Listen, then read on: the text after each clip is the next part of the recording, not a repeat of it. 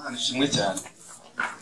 Turayihimbaje kandi turayishimiye ubwo umugambi mwiza n'umuteguro mwiza yagize uhereye kera kugira ngo tuzabe turaha twavugire inkuru nziza cyangwa ubutumwa bwiza cyangwa ivanjiri, ko byose ni ikintu kimwe.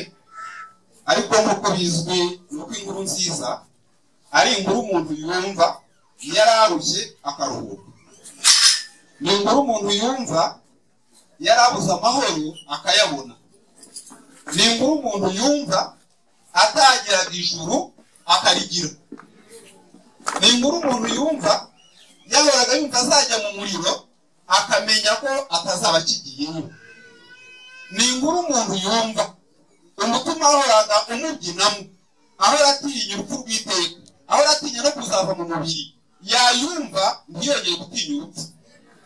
Byanditse ubutumwa bwiza mu ijambo ry'Imana avuga ko ngo Kristo yaje kugira ngo akure mu busha cyangwa akure mu bubata abantu babuhozemo bwo gutinya urupfu guhera mu mibereho yabo yose. Byumvikana ko burya umuntu avukana gutinya urupfu, avukana gutinya kuzabonana n'Imana. Nkunda kuvuga ko igituma abantu batinya urupfu si uko ruryana cyane, si nuko umuntu amara igihe kirekire apfa, umuntu apfa mu segonda imwe akaba apfuye, ahubwo ikibazo abantu batinya ni ahantu aba agiye kubonana n'iyo yahemukiye, agiye kubonana n'izaca amateka, agiye kubonana n'ishyira abantu mu muriro. Kuko niko biriva ngo ntimutinye abica umubiri. Pawulo yarabivuze, yaravuze ngo niba gishaka kunezeza abantu ngo ntabwo nawe ngibaye imbata ya Kristo. Umuntu utinya abantu akubahuka Imana, byumvikana ko atazi Imana nyine, kuko wubahuka Imana nyamara ugatinya abantu, ukubaha abantu. Simvuze ariko ko umuntu yakijwe asuzugura abantu, oya, ahubwo nshatse kuvuga ko aha Imana agaciro kurenza uko agaha abantu. Bikumvikana ko rero ubutumwa bwiza cyangwa se inkuru nziza ni inkuru iruhura umutima. Nyamunda gutangara iyo abantu bavuga ko bavuze ubutumwa bwiza, noneho agatangira ahahamura abantu akarinda arangiza, akajya kurangiza bose bubarara imbere ye, bose bapfukama abemeza ko n'abasengera baza kumererwa neza bakagirana ubumwe n'Imana. Ibyo bintu nabyo si byo, ntabwo ari byo. Nta muntu wagusengera ngo bitume umujinya Imana igufitiye ushira. Ntekereza ko n'umuntu yafitanye ikibazo n'undi asanga we bafitanye ikibazo, ntabwo ujya kureba undi muntu maze ngo abe ari we ugira uko kugenza ikibazo wari ufitanye n'udahari gishiri. Bisaba ko uvugana n'uwo mufitanye ikibazo. Ndavuga ko abantu baba bafitanye ikibazo n'Imana iyo batamenye iyo nkuru nziza, ariko ari nayo itumye turi aha ngaha. Navuga ngo Imana ishimwe ko yadukijije ikatuza ubwa kabiri, ariko ikaduha n'umurimo, niko Pawulo yavuze. Umuvandimwe uvuye yaza avuga ko ibintu byose bigirwa kuri nuko biboneka mu ijambo ry'Imana. Yesu yarabivuze mu ijambo ryanjye niko kuri, bivuga ngo uvuze ikintu kitari mu ijambo ry'Imana kiba ari ikinyoma. Niyo mwacyemeza muri benshi, mukagisinya muri benshi, mukagishima muri benshi, mukanacyemeza abandi benshi, kirakomeza kikaba ikinyoma kubera ko kitaba mu ijambo ry'Imana.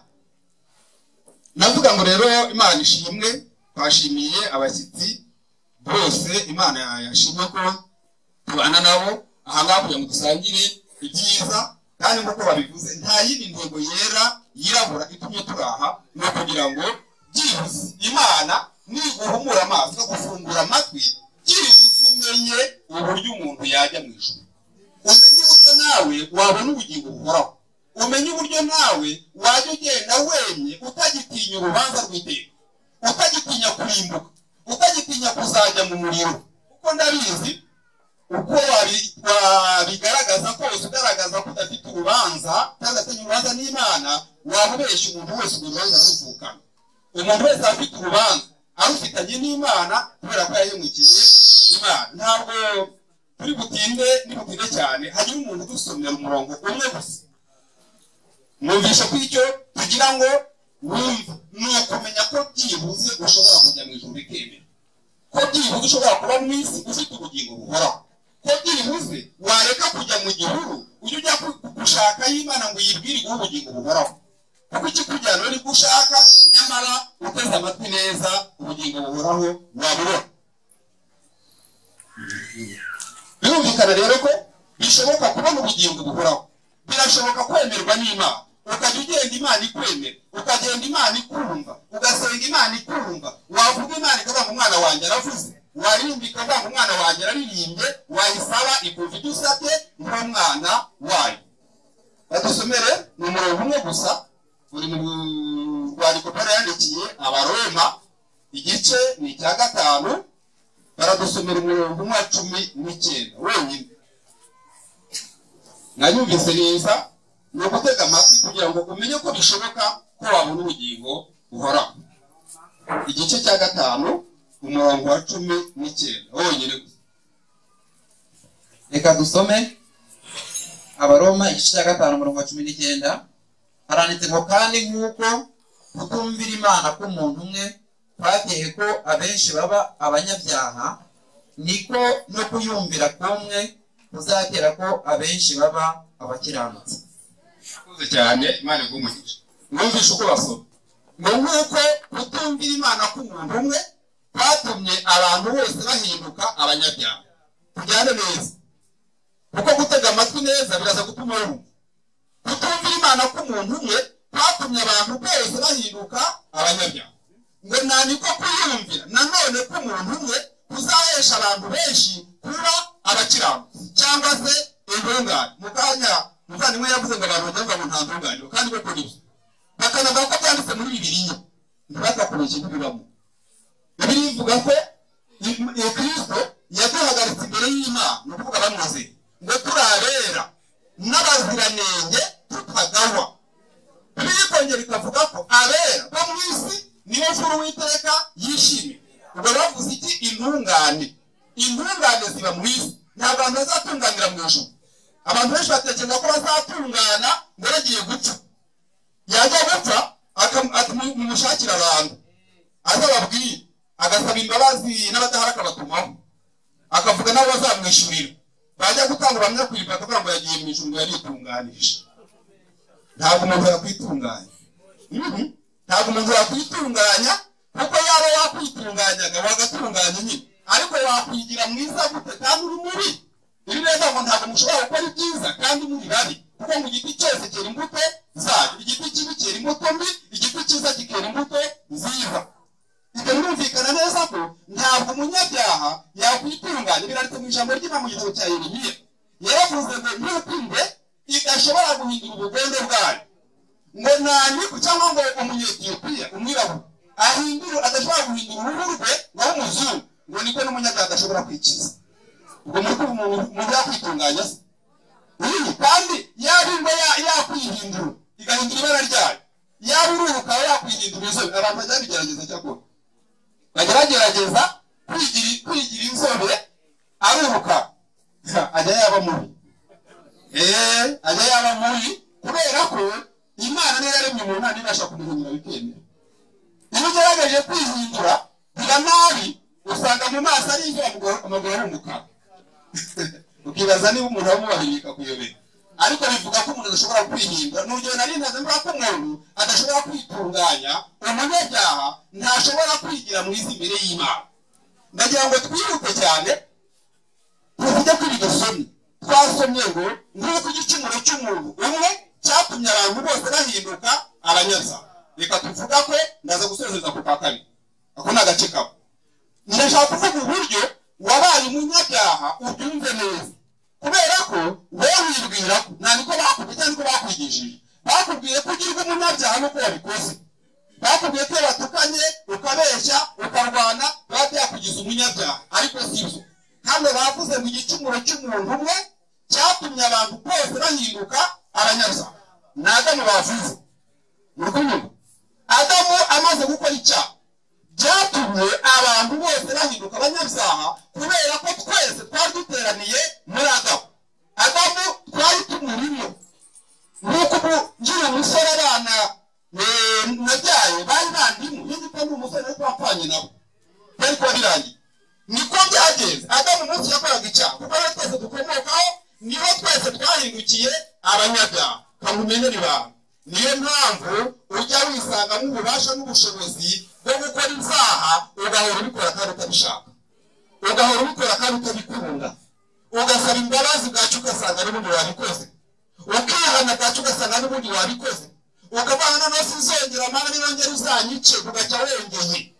Burya ntutekereze ko ari ububi ufite, nta nubwo ari uko uri umugome cyane, ahubwo ni ubuzima wakomoye kuri Adamu. Ni ubuzima umuntu wese avukana, ari umuzungu, ari umwirabura, ari mugufi, ari muremure, uwo ari we wese avukana ubwo buzima bw'icyaha. Nicyo hano bavuze ngo igicumuro cy'umuntu umwe cyatumye abantu bose bahinduka abanyabyaha. Ni ukuvuga ngo wabaye umunyabyaha bishingiye aho uvuka, ntabwo ugirwa umunyabyaha n'ibyaha ukora, ahubwo ibyaha ukora ni ibihamya neza ko uri umunyabyaha. Ndibwira ko turi kumvikana neza. Byumvikana ngo icyo kintu ntushobora kugihindura, kandi icyaha Imana igushinja, Imana icyaha ikorega ni icyo nyine. Imana ikwita umunyabyaha ishingiye kuvuka ku munyabyaha, ntikwita umunyabyaha ishingiye ku byaha byinshi ukora. Wakora bike, wakora byinshi, utabikora ivuga ko uri umunyabyaha kuko uvuka ku munyabyaha. Burya niyo utabikoze irakomeza ikavanga n'ubundi uri umunyabyaha. Burya niyo bamaze kukurambikaho ibiganza ku Mana iravanga n'ubundi uracyari umunyabyaha. Kuko ikibazo ni aho uvuka, ikibazo si ibyo wakoze, ahubwo ibyo ukora byerekana aho uvuka. Ni ukuvuga ngo ni igihamya cy'uriwe. Iyo wibye uba werekanye ngo burya ndi umunyabyaha n'ikimenyimenyi dore ndiba. Iyo ubeshye uba werekanye ngo ndi umunyabyaha ikimenyimenyi dore ndabeshya. Ariko ikikugira umunyabyaha si uko ubeshye, kuko utaranabeshya wariwe. Ikikugira umunyabyaha si uko warwanya utaranarwana wariwe. Ikikugira umunyabyaha si uko watugaye utaratukana uriwe. Ndi gutinda kw'icyo kugira ngo ubanze ucyumve, hato utazajya wirenganya ugira ngo wananiye Imana. Ntabwo ari ukunanira Imana, Imana izi ko ari ubuzima wavukanye. Ibizi neza ntirwe gushinya ngo warananiranye, ariko udini uravuga ati warananiranye, hinduka, kosora ingeso, sinzi wiki, bakagupfukamisha, bakakohereza mu gihugu, ukajya mu mazi, ukajya he, ariko ujya ubona ko bitajya bihinduka. Ntabwo bihinduka, ntibyagukura mu ivuko ryawe, ntibyahindura uriwe, kuko ni ubuzima bwawe wavukanye. Icyo rero ugomba kubanza ukamenya ngo icyo nicyo kibazo ufitanye n'Imana. Icyaha Imana ikurega ntabwo ari icyaha wakoze, ahubwo ni icyaha cyakozwe n'undi. Niko twasomye mu gicumuro cy'umuntu umwe cyatumye abantu bose bahinduka abanyabyaha. Icyo rero ntiwakihana kubera ko atari wagikoze, cyakozwe n'Adamu. Ntiwakihana, ahubwo cyakubyariye ubuzima kandi cyagutandukanije n'Imana, ariko kigutandukanya n'Imana utagikoze, cyakozwe n'undi. Icyo Adamu yakoze kikubarwaho. Muri kunyumva neza? Cyakubazweho, kimaze kukubarwaho, kinakubera ubuzima. Niyo mpamvu ugendera muri uwo murongo wo gukora ibyaha. Uba ubishaka, ntuba ubyifuza, ariko wisanga warikoze. Urabisengera ugasanga n'ubundi ntibyakize, bakagusengera ugasanga n'ubundi ntibyakize. Nta bweganza padiri yakurambikaho, pasiteri yakurambikaho, ntibishobora kugukiza ibyaha. Yaba byabikizaga abantu bose bajya mu rusengero bagomba kuba barabikize, kuko bahora babibarambikaho. Ariko nkavuga babindambikaho kabiri gatatu, simbikire nkongera ngasubirayo, namenya ko bambesha sinsubireyo. Kubera iki? Kuko n'umuntu waguha umuti ntukuvure, ujya gushaka undi muganga. Ushaka undi muganga akaba ari kumwe.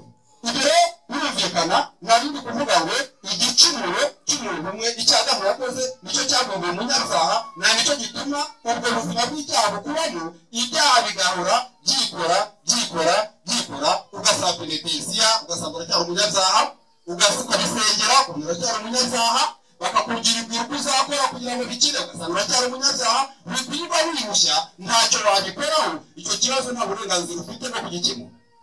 Nta n'undi muntu ufite uburenganzira bwo kugikemura. Nta muntu waguhiga ngo kugira undi muntu, kereka yongeye akakubyara nyine ukongera ukavuka. Nicyo gituma Bibiliya ivuga ibyo kuvuka ubwa kabiri.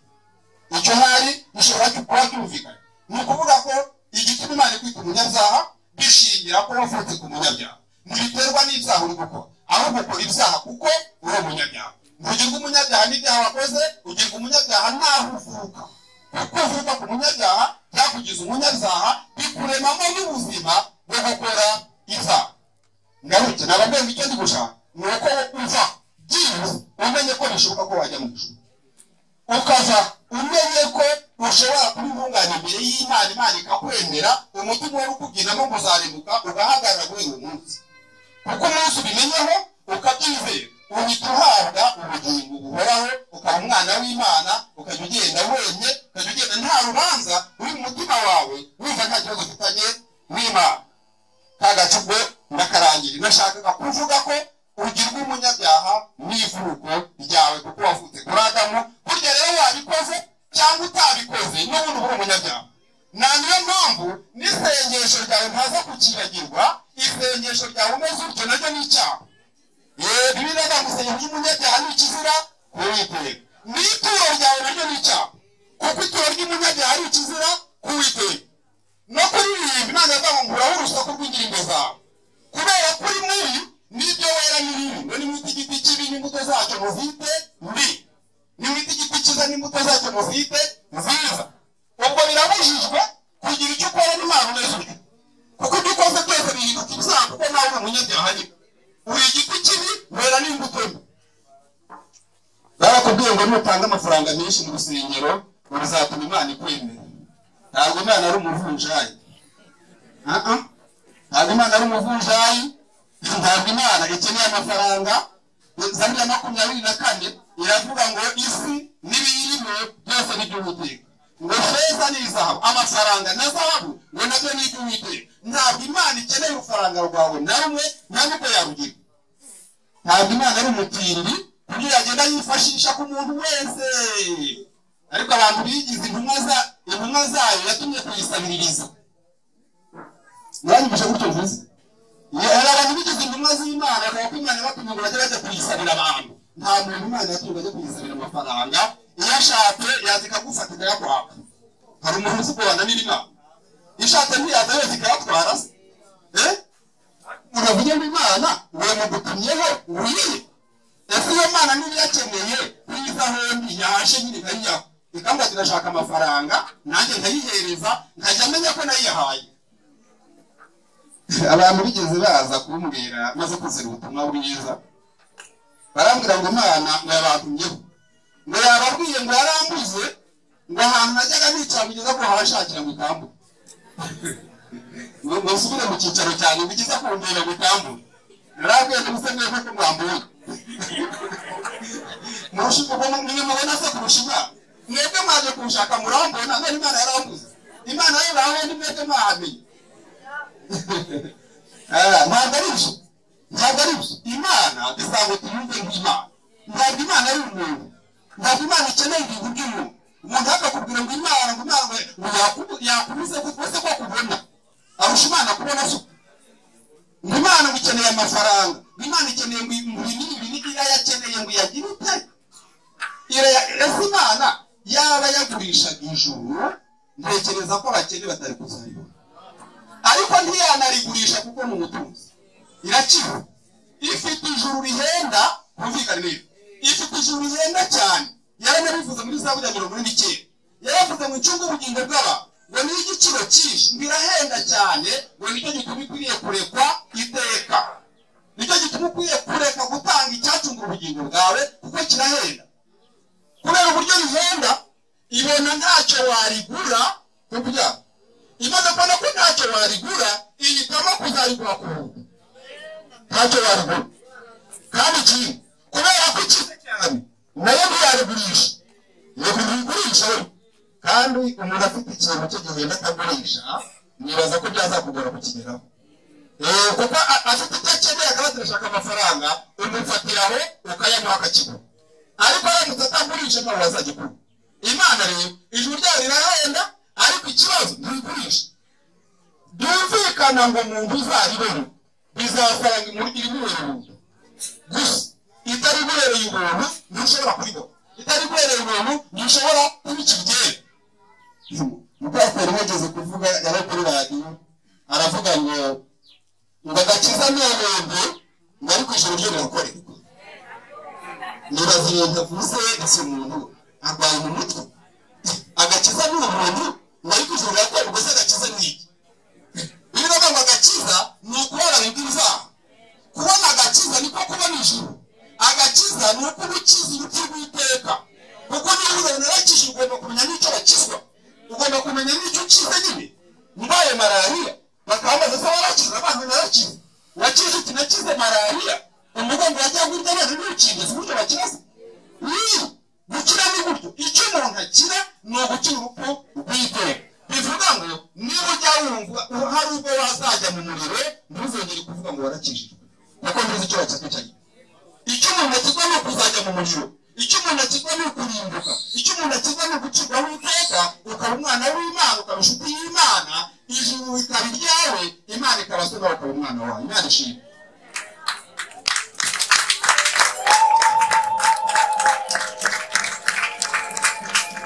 sawa dukomeze nanjye gushaka kuvuga ngo ntabwo Imana ikeneye amafaranga yawe ahubwo abantu bakoze imitwe yo kugira ngo bambure abandi bantu amafaranga bayatware bitwaza Imana bavuga ko ari Imana yabatumye ariko si umuntu avuga ngo Imana yamutumye amafaranga uzamuhakanire cyangwa uzamubwira izaziyirebera izaziya rero nuyibona yaje uzakwete ubwonje none ndayaguha ariko nakajya umuntu kubeshya ngo Imana ngo yamutumye ngo umuhe amafaranga ayo mafaranga nayima oya ibyo bintu si ukuri nicyo gituma ijuru ari ubu igihe kimwe nari kuvugana n'umuyobozi wa radiyo Rusizi tujya kuzavuga ubutumwa bwiza arambaza ngo ariko se ngo ubundi ngo kubera iki abanyamadini mutavuga rumwe kandi mwese ari Imana muvuga ngo kubera iki batabemera ubundi ni kubera iki nafite telefone mu ntoki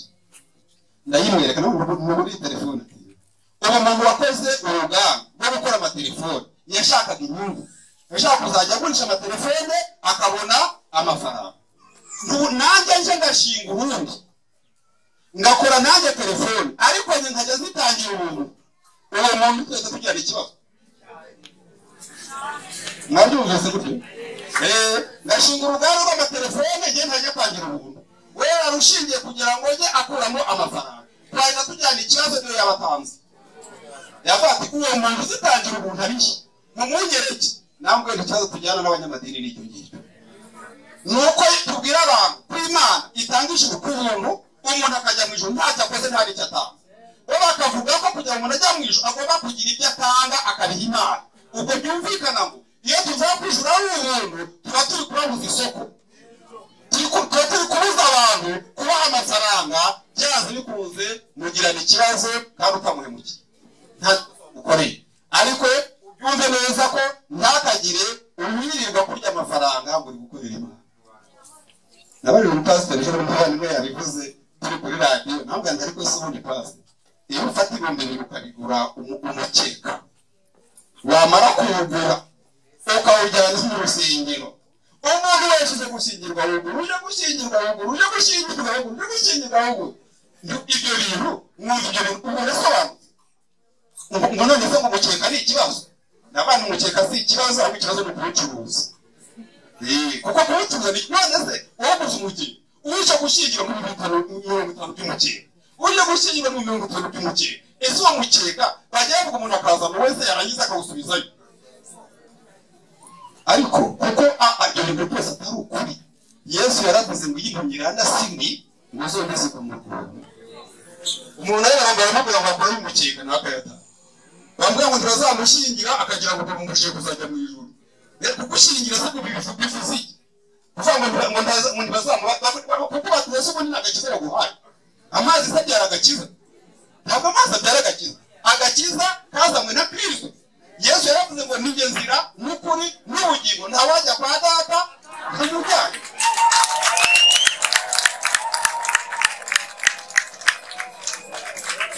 ni Yesu wenyine niwe wenyine niwe nzira niwe kuri niwe bugingo ntiwajya mu ijuru utajyanywe na Yesu niyo mpamvu Bibiliya iravuga ngo abantu biringira imirimo biringira ibikorwa ngo baba batandukanijwe na Kristo kubera ko abivukije ubuntu bw'Imana murumvisha gutyo bivuze umuntu wiringira ibyo ajya akora akiringira amafaranga ajya atanga akiringira ko yashize igisenge ku rusengero, akiringira amasomo yatanze mu kiliziya, akavuga ko Imana izabira kumujyana mu ijuru. Biravuga ngo uwo muntu atandukanijwe na Kristo ngo yivukije ubuntu bw'Imana, aba yanze ubuntu bw'Imana.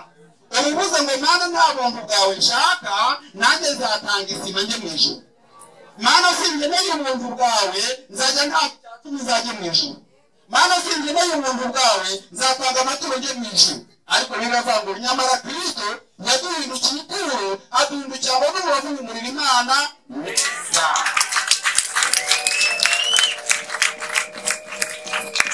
Bivuga ngo mu gutura amafaranga ntabwo yamenye Kristo. Yaduhindukiye ituro. Kristo niwibukana imbere y'Imana, Imana ikanezerwa, ikavuga ngo nanjye nakwemeye, uzanye uwo nanjye nashakaga. Ntabwo wajyana amafaranga y'Imana kwemera, ntabwo bishoboka. Nta n'icyo watanga ngo kwemere. N'igitenge umuntu akagira Imana, igitenge yakuye ku kibuno ukagira Imana, ukagenda wizera Imana yahaye Imana yishimye. Ngo hari abagenza ngo bajyana babona ibishigo by'Imana, ngo nibo barira Imana, baranafitwe. Ariko ijuru ni ubuntu utaribonye ku buntu ntushobora kurijyamo. Nujya kurikorera niyo nzira yo kuyibura. Ntabwo ijuru rikorerwa, ahubwo umuntu umaze kubona ijuru akorera Imana. Muranyumvishe neza? Ntabwo umuntu akora ngo abone ijuru, ahubwo urabanza ukabona ijuru ku buntu, wamara kuribona ku buntu ugatangira ugakorera Imana yari guhaha. Ariko ibyo bayikorera si ukujya gutura mu kiliziya, ibyo bayikorera si ukujya gutanga icyacu mu kiliziya, ibyo bayikorera si ukujya mu butayu kurarayo, ibyo bayikorera si ukwiyiriza inzara. Ntabwo gukora Imana ari gutya. Yesu baramanje ngo tubwire imirimo tuzakora kugira ngo turagure ubwami bw'Imana. Mu buryo bakorera Imana, Yesu yarabwiye ngo umurimo w'Imana n'umwe, nuko mwizera uwo yatumye.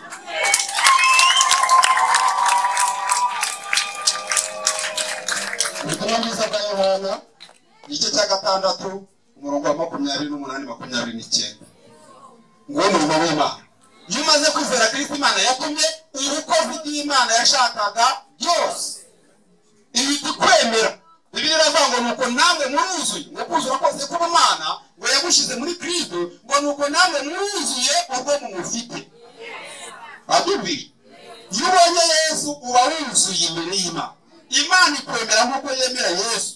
Reka ndavuga agace ka kabiri ka wa murongo karavuga ngo twabonye ko agace ka mbere kavuga ngo nk'uko igicumuro cy'umuntu umwe ari we Adamu cyatumye abantu bose bahinduka abanyabyaha. Icyo twacyumvikanyeho, uri umunyabyaha kubera kuba kuri Adamu. Agace ka kabiri karavuga ngo ntabwo igikorwa cyo gukiranuka cyo gutungana k'umuntu umwe kizahesha abantu benshi kuba abakiranutsi cyangwa kuba intungane. Mwumvise ko ari abantu babiri. Yesu bivuga ko ari Adamu wa kabiri. Adamu wa mbere yaje akora icyaha guhindura umunyabyaha, bikuremamo n'ubuzima bwo gukora ibyaha bikikora muri wowe kandi utabishaka. Noneho Yesu nawe yaraje atungana, yubaha Imana. Niko twasoma ngo kumvira Imana k'umuntu umwe kuzahesha abantu benshi kuba abakiranuka. Burya Yesu yumviye Imana 100%, ntiyica itegeko na rimwe. Bivuga ngo gutunganya Imana yashakaga ni Kristo wagutunganye. Imana igaragaza ko Kristo ari umwere, ariko ituma yamuzura kuko atagiraga icyaha. Bivuga ngo kwera kwa Yesu, uko gutungana kwa Yesu ngo nako niko kuzahesha abantu benshi kuba intungane cyangwa abakiranutsi. Imana ifashije wabyumva. Yesu yaje mu isi avanye gutungana kwe, kuko niwe afite gutungana kutagira icyaha. Arakuzana kugira ngo gutungana kugume, ariko kuguhe ingurane y'ibyaha byawe. Nicyo gituma bivuga ko Yesu yishizeho ibyaha byawe. Yaje afata ibyaha byawe abigirije, Imana iramuhana imuhoye ibyaha atakoze, abimuhoye ibyaha byawe. Turajyanye. Noneho igihano yahawe burya kivuga kudahana kwawe. Arega kwizera no kwemera gutyo ni. Aruwaze atuburamya nijoro ngo barambwira ngo yize akashaka kwizera ari ikintu. Ese ndabigenza gute? Ndizera gute bikamuyobera. Ariko ngo Imana iza kumubwira ngo aregaga no kwemera kwizera ni ukwemera. Wemera iki? Wemera ko ibyaha byawe byagiye kuri Kristo na cya kindi twavuze cyo kwiteka. burya nicyo yishyizeho. Imana irakimuhanira, ibimuhannye mu cyimbo cyawe, ibimuhannye mu mwanya wawe. Ibyo bivuga ngo Imana ntabwo izaguhana kubera ko yahannye Yesu mu mwanya wawe. Ibyo ni byo umuntu yemera. Bibiliya ivuga ngo iyo ubyemeye mu mutima ngo Yesu nawe aguha kwa gukiranuka kwe, aguha gutungana kwe, kukazakwinjiza mu ijuru. Nicyo ako gace ka kabiri kavuga ngo niko kumvira Imana k'umuntu umwe kuzatuma abantu benshi bahinduka abumviye Imana. Nuko wabaye umunyabyaha bitewe n'icyaha cyakozwe na Adamu, na nuko ubintungane bitewe no gutungana kwatunganywe na Yesu. Uri kunyumva? Ntubona ko ibyaha byawe byagiye kuri Yesu, Yesu agahinduka umunyabyaha kandi ari nta cyaha yakoze. Imana ikamuhana igihano cy'abanyabyaha kandi atari we wabikoze, ariko ibyaha byari byabaye ibye. Uko Bibiliya ivuga Abaroma 5, Abakorinto 5:2, umurongo wa 21, haravuga ngo Kristo utigeze kumenya icyaha, Imana yamuhinduye icyaha ku bwacu cyangwa ku bwawe, kugira ngo natwe duhinduke gutunganira Imana. Duhinduke abatunganiye Imana. Ntabwo kuba uwera imbere y'Imana ari uko wagize ingeso zera. Oya, ni uguhabwa kwera kundi, ni uguhabwa kwera kwa Kristo, ni ugutungana kwa Yesu aguha kukaba ukwawe, nk'uko ibyaha byawe byamugiyeho akabihanirwa atabikoze. Niko gutungana ko kukujyaho kukakwinjiza mu ijuru kandi utari intungane. Ibyo ntibyumvikana se. Kwemera ibyo mu mutima ngo bituma Imana ikubara nk'intungane. Ngo Aburahamu yarabyemeye ngo abarwa nk'intungane. Ngo niko kwatumye Mose yemerwa n'Imana. Ngo niko kwatumye Dawidi yemerwa n'Imana. Kwizera ni ukwemera ibyo bintu mu mutima. Mwumvise icyo umuntu yemera? Wemera ko ibyaha byawe byagiye kuri Kristo akabihanirwa. Kandi Kristo yahaniwe ibyaha rimwe gusa, ngo birahagije kugeza iteka ryose. Ibya none n'ibiriho n'ibizaza, yapfuye rimwe ntazagaruka kongera gupfa. Yapfuye kugira ngo nemere urupfu rwe uhabwe gutungana kwe, nawe kukwinjize mu ijuru uhinduke umwana w'Imana. Biravuga ngo abantu bayoboye uburyo Imana igira abantu intungane. Abaroma 10:1 kugeza ku wa 4. Ngo abantu bayoboye uburyo Imana igira abantu intungane, ngo batangira kwihimbira ubwabo buryo bwo kwigira intungane. Reka nkugire inama muvandimwe, reka guhimba ubutungane. Reka ubwo buryo bw'ubuhimbano ntabwo bujyana umuntu mu ijuru. Ubwo buhimbano ni ubuhe? Nubwo burimo gusaba penitence. Ubwo buhimbano ni ubuhe? Burimo gupfukama ngo bagusengere. Ni ugushaka gutungana ko guhimbana. Ubwo buhimbano ni ubuhe? Ni n'uburyo wibwira ko ugoroye ingeso zawe cyane nawe byakujyana mu ijuru. Byose wazigora utakandura imihi. Ni ukuvuga ngo reka gutungana gucyaba ko guhimbano, wemere gukiranuka kwa Kristo, ukwakire kuba kwawe, nawe wemewe n'Imana. Urabyemera ukabaye uw'Imana. Imana ikakubara nk'uko ibara Yesu, nk'uko yabaze Yesu nk'umunyabyaha kandi atabikoze. Iyo niyo nkuru nziza. Ubwo nibwo butumwa bwiza. Icyo nicyo cyazanye Yesu mu isi. Nicyo cyamuhaye kugira ngo nawe ijuru rijyamo bitakugombeye kuyikorera. Ijuru rijyamo bitakugombeye kugira ibyo utunganya, ngo wakiriye ibyo Kristo yakoze. Kubera babandi twavuze bishakira amafaranga, bahora bakubwira ibindi byose wakora, byinshi wakora kugira ngo ujye mu ijuru, ariko Yesu niwe wenyine ubonerwamo agakiza. Rero ngo nta rindi zina munsi y'ijuru abantu bahawe gukirizwamo. Muvandimwe yabivuze kane. Ubanza umuntu utese warakijijwe kuva mu Pentekote. Ese gukizwa bivuga ko mu Pentekote? Ese wavutse ubwa kabiri ngo narabati? None se kuvuka ubwa kabiri ni ukubatizwa? Ibyo maze kuvuga kuri Kristo nicyo byitwa kuvuka ubwa kabiri. Ngo abamwemeye bose bakizera izina rye, yabahaye ubushobozi bwo kuba abana b'Imana. Ntabwo abemeye izina ry'abahindura aba Pentekote, nta n'abahindura aba Methodiste, nta n'abahindura Abangilikani, nta n'abahindura Ababuda. Abahindura kuba abana b'Imana. Ubu byawe n'Imana, ukaba umwana w'Imana, ukajya mu ijuru idini ritabigizemo uruhare. Ntabwo idini rigira uruhare no kujyana umuntu mu ijuru. Umuntu yigeze abimbaza aramubaza ati ese ku bwawe idini ni ruhare ki rigira kujyana umuntu mu ijuru? Ntabwo uruhare rigira ni rumwe gusa, ni inzira nziza yo kukujyana mu muriro. Kandi nose kuko rikwizeza agakiza katariko, kandi shitani yarikunda cyane yo, ko ni igikoresho cyiza cyane. kubera ko cyizeza abantu ko bazajya mu ijuru kandi ijuru ari ntaryo, bikakwizeza ko uhari ibyo wakora ukarijyamo kandi Imana yaravuze ko kurijyamo ari ubuntu, bikakwizeza ko uri umukristo kubera ko ryakubatije bakaguha n'irindi zina ryemeza yuko ngo wabaye umukristo. Murabizi ko baryita ngo ni izina ry'irikristo, ariko nta zina ry'irikristo ribaho. Iyo wabaye umukristo ubwo uri umukristo nyine ubigizwe na Kristo, ntugirwa n'izina rya kabiri baguha. Ibyo rero birumvikana neza. Nashakaga kuvuga ko Yesu ari we wenyine ubundi bamwe gakiza, nta dini rigira uruhare mu kujyana umuntu mu ijuru, ntacyo ryagufasha, ntacyo ryakumarira. Icyo rikumarira gusa ni ukukubeshya ukazajya mu muriro bajya kugira ngo uri umukristo, kandi kimenyere cyuko ibyo wizera atari byo, nuko n'umutima wawe ubwawo urabiguhamiriza. Umutima wawe atari kuzajya mu muriro, ugasenga n'ubundi ukumva uzajya mu muriro, ukaririmba n'ubundi ukumva uzajya mu muriro, ugatura ukumva n'ubundi uzajya mu muriro. Ntibigira iherezo kereka iyo umenye iyo ngurane Yesu yatanze ku bwawe. Sinzi na mwayumvise neza, navuze ko igicumuro cy'umuntu umwe ari Adamu cyaguhinduye umunyabyaha. Niko gutungana kwa Yesu kuguhindura intungane utabigize mu ruhare, nk'uko wabaye umunyabyaha kubera icyaha cyakozwe n'undi, niko intungane kubera gutungana kwatunganywe n'undi ari we Yesu. Adamu yakuraze ibyaha biguhindura umunyabyaha, Yesu aguha gutungana bikaguhindura intungane.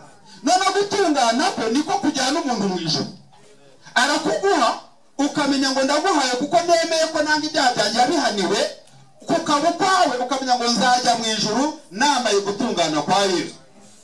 Hari barimo batubwira nijoro uburyo abantu bari ngo bavuze ko bagiye gutegereza Yesu ku musozi, ngo babwira ko bazagenda bambaye imyenda yera, ngo igihe kigeze ngo azabarebe, ngo badodesha pupuri badodesha barambara, ubundi ngo baragenda bajya kumutegereza, barategereza ngo araza barahebura. Ariko se koko rero umuntu yakwambara Yesu akamujyana, ubundi yajya gura nk'eshana akazigerekeranya, ariko byibuze Yesu akamujyana, ariko ntabwo Popoline yajyana umuntu. Ibyo byose ni ukutamenya icyazanye Yesu mu isi. Ndashaka kuvuga ngo wizeye Yesu ubonye ijuru, niyo waba utagira idini ubamo, niyo utazaza ngo usengane nanjye ko ntacyo bimaze nabo, gusengana nanjye ntagakiza ntibyakujyana mu ijuru, ahubwo wemera ibyo Kristo yakoze, ukaba umwana w'Imana yazaza gutwara abakijijwe, akagusanga mu nzu yawe utagira idini akakujyana, yagusanga mu kigo wagiye kuba akakujyana, yagusanga mu isoko ry'ubucuruzi akakujyana. Abantu bajya basenga ngo Imana ntizabasange mu isoko, ngo baba bari gukora ibyaha, ngo Yesu aje ntiyaba. Nuko bayobeye gutungana kw'Imana, umuntu aheshwa no kwizera Kristo. Iyo wizeye Kristo uhabwa gutungana kwa Yesu, kugira kwa Yesu ukaba ukwawe, ukabonye ubugingo buhoraho. Padiri atabigize mu ruhare, Pastor atabigize mu ruhare, nanjye ntabigize mu ruhare, dushingiye ku rupfu Yesu yagupfiriye ku musaraba. Ibyo rero ndibwira ko bisobanutse, bimwumvikana neza. Nkavuga ni rero ntari nicara ufite ikibazo kuri ibi ngibi twavuze, akibazo ntabwo ari impaka. Abantu bati sinjya impaka, sinjya impaka, ariko Bibiliya yavanguye Pawulo ajyaga ajya mu masinagogi ngo akamara amasaha 3 ngo ajye impaka, nabo mu byanditswe biranditse. Ariko si impaka tuyabona kugira ngo niba hari icyo wumva utumvise cyangwa ushaka gusobanukirwa ikibazo, intego ni iyi, ni ukugira ngo wowe kuva aha ugendeye aho kandi wari uhari, wowe kugenda nta juru ujyanye kandi ijuru ryatanzwe ku buntu. Ntiritanzwe none, Yesu yaritanze kera. Abo turi gutangaza iyo nkuru, gutangaza ko ijuru rihari ku buntu binyuze mu rupfu Yesu yapfiriye ku musaraba, gutangaza ko kujya mu ijuru bitagurwa bitanakorerwa, ahubwo rihabwa ku buntu binyuze mu rupfu Yesu yapfiriye ku musaraba. Ngavuga nti rero niba hari ufite ikibazo yakibaza, nta soni, nibwira ko nta soni zihari, kandi uwagira isoni kandi yumva ashaka no kujya mu ijuru, wenda wari kubaza ukabisobanukirwa ukigirayo, none isoni ngo zirisha uburozi. Mbese ngo wajya mu muriro kubera isoni? Ni hano se hari umuntu ugufuga uguseka, n'abahari barakirwe ntibanaseka, ariko nta n'uwaseka umuntu ushaka kujya mu ijuru, kuko abantu bose barishaka, nuko nta muntu utarikeneye, ntawe habe n'umwe. Nkabwandira niba hari ufite ikibazo yakibaza imbere yuko nicara tukabanza tukagisubiza. Iteka burya nicyo yishizeho, Imana irakimuhanira ibi ibimuhariye mu kingo cyawe, ibimuhariye mu mwanya wawe, ibyo bivuga ngo Imana ntabwo izaguhana kubera ko yahariye Yesu mu mwanya wawe. Ibyo ni byo umuntu yemera. Niba abantu ubyemeye mu mutima ngo Yesu nawe aguha kwa gukiranuka kwe, aguha gutungana kwe, ukazakwishyuza mu ijuru. Nicyo ako gace ka kabiri kavuga ngo niko kumvira Imana k'umuntu umwe kuzatuma abantu benshi bahinduka abumviye Imana. Nuko wabaye umunyabyaha bitewe n'icyaha cyakozwe na Adamu, nta n'ukuri ntungane bitewe no gutungana kwatunganywe na Yesu. Ntubona ko ibyaha byawe byagiye kuri Yesu, Yesu agahinduka umunyabyaha kandi ari nta cyaha yakoze. Imana ikamuhana igihano cy'abanyabyaha kandi atari we wabikoze, ariko ibyaha byari byabaye ibye. Kuko Bibiliya ivuga Abaroma 5:5-2 umurongo wa 21 haravuga ngo Kristo utigeze kumenya icyaha, Imana yamuhinduye icyaha ku bwacu cyangwa ku bwawe, kugira ngo natwe duhinduke gutunganira Imana, duhinduke abatunganiye Imana. Ntabwo kuba wera imbere y'Imana ari ukuba wagize ingeso zera, oya, ni uguhabwa kwera kundi, ni uguhabwa kwera kwa Kristo, ni ugutungana kwa Yesu aguha ukaba ukwawe nk'uko ibyaha byawe byamugiyeho akabihanirwa atabikora. Niko gutungana ko kukujyaho ukakwijjiza mu ijuru kandi utari intungane. Ibyo ntibyumvikana so. Kwemera ibyo mu mutima ngo bituma Imana ikubara nk'intungane. Ngo Aburahamu yarabyemeye ngo abarwe nk'intungane. Ngo niko kwatumye Mose yemerwa n'Imana. Ngo niko kwatumye Dawidi yemerwa n'Imana. Kwizera niko kwemera ibyo bintu mu mutima. Mwumvise icyo umuntu yemera?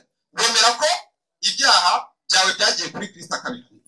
Kandi Kristo yahaniwe ibyaha rimwe gusa, ngo birahagije kugeza iteka ryose. Ibya none n'ibiriho n'ibizaza, yapfuye rimwe ntazagaruka kongera gupfa. Yapfuye kugira ngo nemere urupfu rwe, uhabwe gutungana kwe, nawe kukwishyuze mu ijuru uhinduke umwana w'Imana. Biravuga ngo abantu bayoboye uburyo Imana igira abantu intungane. Abaroma 10:1-4 ngo abantu bayoboye uburyo Imana igira abantu intungane, ngo batangira kwihimbira ubwabo buryo no kwigira intungane. Reka nkugire inama muvandimwe, reka guhimba ubutungane. Reka ubwo buryo bw'ubuhimbano ntabwo bujyana umuntu mu ijuru. Ubwo buhimbano ni ubuhe? Nubwo burimo gusaba penetesi. Ubwo buhimbano ni ubuhe? Burimo gupfukama ngo bagusengere. Ni ugushaka gutungana ko guhimbana. Ubwo buhimbano ni ubuhe? Ni n'uburyo wibwira ko ubabaye ingeso zawe cyane nawe byakujyana mu ijuru. Nabyo si wazigora bita kandi uri mubi. Ni ukuvuga ngo reka gutungana gutera ko guhimbano, wemere gukiranuka kwa Kristo, ukwakire kuba kwawe, nawe wemewe n'Imana. Urabyemera ukabaye uw'Imana. Imana ikakubara nk'uko ibara Yesu, nk'uko yabaze Yesu nk'umunyabyaha kandi atabikoze. Iyo niyo nkuru nziza. Ubwo nibwo butumwa bwiza. Icyo nicyo cyazanye Yesu mu isi. Nicyo cyamuhaye kugira ngo nawe ijuru rijyamo bitakugombeye kwikorera. Ijuru rijyamo bitakugombeye kugira ibitunganye ngo wakiriye ibyo Kristo yakoze. Kubera babandi twavuze bishakira amafaranga, barakubwira ibindi byose wakora, byinshi wakora kugira ngo ujye mu ijuru, ariko Yesu niwe wenyine ubonye agakiza. Rero ngo ari n'izina munsi y'ijuru abantu bahawe gukirizwamo. Muvandimwe yavuze kare, abantu mu bitese barakijijwe ku mupandikoni. Ese gukizwa bivuga ko umupandikoni? Ese uwavuze ubwa kabiri umuntu n'abati? None se kuvuga ubwa kabiri ni kubatizwa? Ibyo maze kuvuga kuri Kristo nibyo byitwa kuvuga ubwa kabiri. Abamwemeye bose akizera izina rye, yabahaye ubushobozi bwo kuba abana b'Imana. Ntabwo abemeye izina rye abahindura abapantekoti, nta n'abahindura abametodisite, nta n'abahindura abangilikani, nta n'abahindura abapuda, abahindura kuba abana b'Imana. Ubu byawe n'Imana, ukaba umwana w'Imana, ukajya mu ijuru idini ritabigize ngo. Ntabwo idini rigira uruhare no kujyana umuntu mu ijuru. Umuntu yigeze abimba zarambaza atese ubwawe idini n'uruhare ki bigira kujyana umuntu mu ijuru? Ntabwo bigira, ni rumwe gusa, ni inzira nziza yo kutujyana mu muriro kandi neza, kuko ari kwizeza agakiza katariko. Kandi shitani arikunda cyane, ko ni igikoresho cyiza cyane, kubera ko cyizeza abantu ko bazajya mu ijuru kandi ijuru ari ntari, bikakwizeza ko hari ibyo wakora ukarijyamo kandi Imana yaravuze ko kurijyamo ari ubu, bikakwizeza ko uri umukristo kubera ko ryakuba bihagije bakaguha n'irindi zina yemeza yuko ngo wabaye umukristo. Murabizi ko baryita ngo ni izina ry'Ikristo, ariko nta zina ry'Ikristo ribaho. Iyo wabaye umukristo uba uri umukristo nyine ugizwe na Kristo, ugirwa n'izina rya kabiri baguha. Ibyo rero birumvikana neza. Nashakaga kuvuga ko Yesu ari we wenyine w'umuhanga agakiza, nta dini rigira uruhare mu kujyana umuntu n'ijuru, ntacyo ryagufasha, ntacyo ryakumarira. Icyo rikumarira gusa ni ukukubeshya ukazajya mu muriro bajya kugira ngo kandi ikimenyetso cy'uko ibyo wizera ari byo nuko n'umutima wawe ubwawo urabikuhaniriza. Umutima wawe kuba atari kuzajya mu muriro, ugasenga n'ubundi ukumva uzajya mu muriro, ukaririmba n'ubundi ukumva uzajya mu muriro, ugatura ukumva n'ubundi uzajya mu muriro. Bigiriye kereka iyo umenye iyo ngurane Yesu yatanze ubwawe. Sinzi mwanyumvise neza, navuze ko igicumuro cy'umuntu umwe ari gatatu cyangwa kwibira umunyazi. Niko gutungana kwa Yesu kuguhindura intungane utabigize uruhare, kuko wabaye umunyabyaha kubera icyaha cyakozwe n'undi. Niko uri intungane kubera gutungana kwatunganywe n'undi ari we Yesu. Adamu yakuraze icyaha biguhindura umunyabyaha. Yesu agomba gutungana bikaguhindura intungane. Noneho gutungana kwe niko kujyana umuntu mu ijuru. Arakuguha ukamenya ngo ndaguhaye kuko nemeye ko nange ibyaha byanjye yabihaniwe, kukaba kwawe ukamenya ngo nzajya mu ijuru nambaye gutungana kwa Yesu. Abari batubwira nijoro uburyo abantu bari bavuze ko bagiye gutegereza Yesu ku musozi, bababwira ko bazagenda bambaye imyenda yera nuko igihe kigeze ubwazabariye badodesha pupuline, badodesha barambara ubundi ko baragenda bajya kumutegereza. Barategereza baraza barahemuka. Ariko se koko niyo umuntu yakwambara Yesu akamujyana, undi yajya kurangisha akazigerekeranya, ariko byibuze Yesu akamujyana pupuline yajyana umuntu. Ibyo byose ni ukutamenya icyazanye Yesu kwisi. Ndashaka kuvuga ngo wizeye Yesu ubonye ijuru niyo waba utagira ikintu ubamo, niyo utazaga gusengane nanjye ko ntacyo bimaze nabwo. Gusengana nanjye nabyo ntazagakiza tubyakujyana mu ijuru, ahubwo wemera ibyo Kristo yakoze ukabaye umwana w'Imana yazaza gutwara abakijijwe, akagusanga mu nzu yawe utagira ibyo akakujyana, yagusanga mu kigo wagiye kuba akakujyana, yagusanga mu isoko ry'ubucuruzi akakujyana. Abantu bajya basenga ngo Imana ntizabasanga mu isoko, baba bari gukora ibyaha mbese ntiyaba nuko bayobeye gutungana kw'Imana hejuru no kwizera. Iyo wizeye Kristo uhabwa gutungana kwa Yesu, gukiranirwa kwa Yesu ukaba ukwawe, ukabonye ubugingo buhoraho, kandi batabigizemo uruhare, kandi batabigizemo uruhare, nanjye ntabigizemo uruhare, bishingiye ku Yesu yagupfiriye k'umusaraba. Ibyo rero ndibwira ko bisobanutse, byumvikana neza. Ndavuga nti rero ntari nicara ufite ikibazo kuri ibi ngibi twavuze, akibazo ntabwo ari impaka abantu bari bateze sinjya impaka sinjya, ariko Bibiliya avuga Pawulo ajyaga ajya mu masinagogi bakamara amasaha atatu ngo ajye impaka, naho mu byanditswe biranditse. Ariko si impaka tuyabona kugira ngo niba hari icyo wumva utumvise cyangwa ushaka gusobanukirwa ikibazo, intego ni iyi, ni ukugira ngo wowe kuva aho ugendeye aho kandi wowe kugenda nta juru ujyanye, kandi ijuru ryatanzwe ku muntu. Ziritanzwe none Yesu yaritanze igihe, abo turi gutangaza inkuru, gutangaza ko ijuru rihari ku muntu binyuze mu bintu Yesu yapfiriye ku musaraba, gutangaza ko kujya mu ijuru bitakorwa bitanakorerwa, ahubwo rihabwa ku muntu binyuze mu bintu Yesu yapfiriye ku musaraba. Ndavuga nti rero niba hari ufite ibibazo yakibaza, nta soni, nako nta soni zihari, kandi uwagira isoni kandi yumva ashaka no kujya mu ijuru, wenda bari kubaza ukabisobanukirwa ukigirayo, isoni ngo zirisha uburozi. Mbese wajya mu muriro kubera isoni? Ni hano hari umuntu ugufuga ari guseka, n'abahari barakibwe ntibanaseka, ariko nta n'uwaseka umuntu ushobora kujya mu ijuru, kuko abantu bose barishaka. Nuko nta muntu ari kimwe, ntawe habe n'umwe. No kwandira niba ufite ikibazo yakibaza imbere yuko nicara tukabanza tukagisubiza.